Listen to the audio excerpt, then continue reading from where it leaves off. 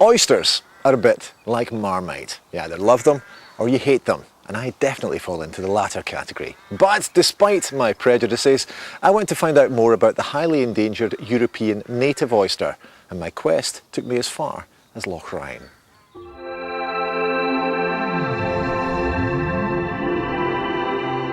Served in the finest restaurants around the world, oysters are synonymous with wealth and luxury. Famed for their aphrodisiac qualities, their popularity goes back centuries. But popularity comes at a price. By the 1950s, overfishing had decimated native oyster populations around our shores. As a result, the majority of oysters on the market are Pacific or rock oysters, and the amount of native oyster beds in the country are so sporadic, small and scattered, they're not commercially viable to harvest. Today, there's only one wild oyster fishery, and it's right here in Loch Ryan in the Mull of Galloway. The season runs from September through to April, when fishing stops to allow the oysters to breed.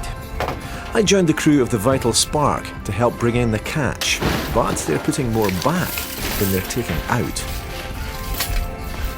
We just take out the big ones. Yep.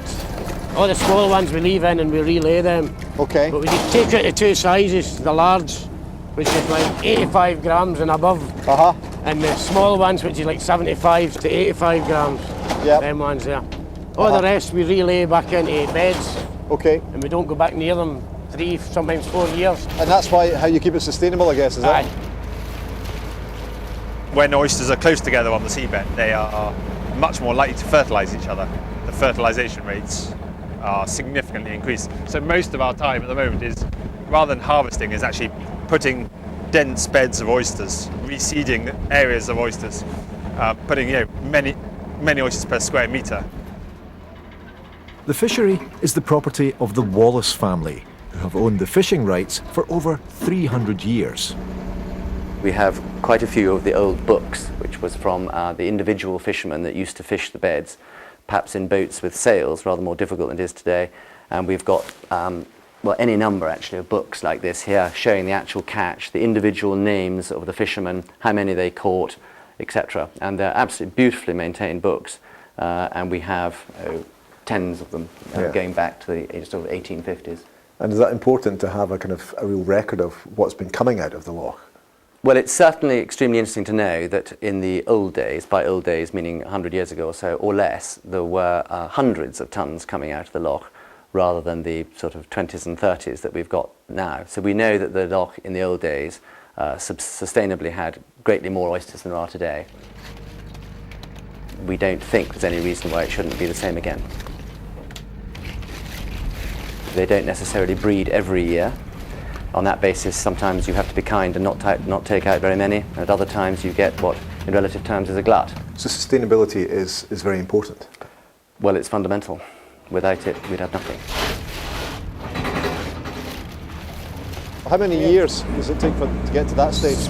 5, 6 years. Really, as long as that? Because the water's so cold. Yeah. They grow quicker in hot water, but we can't control that in Scotland. Exactly. You can't control how bouncy the water is. No, we can't control that. Now, you picked the wrong day. I certainly did. That's what's in the relaying area now. So what percentage of do you throw back in on a catch? 95%. Really? Aye, we only take, if even 5%. Really? We only take what we need. That's it. Everything else is relayed. And I guess that makes it a long-term business then, if Aye. you're doing that, yeah? That's the whole point. Keeps it going.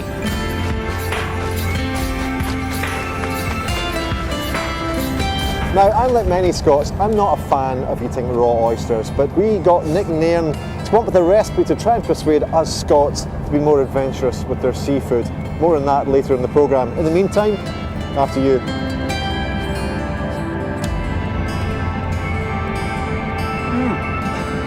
Delicious, absolutely delicious. I'll have mine cooked. Nick, come up with something nice, will you?